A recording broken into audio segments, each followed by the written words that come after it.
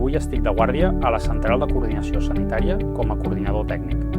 Durant la guàrdia ens encarreguem de gestionar els recursos de la zona, coordinar-nos amb la xarxa sanitària i donar suport a les unitats assistencials. Hola, bon dia, soc Josep, l'enfermer coordinador d'emergències. Era per comentar-te un codi IAM.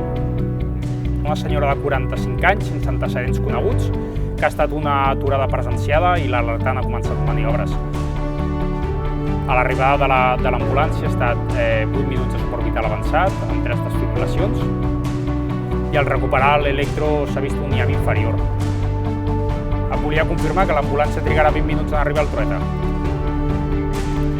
Vinga, moltes gràcies.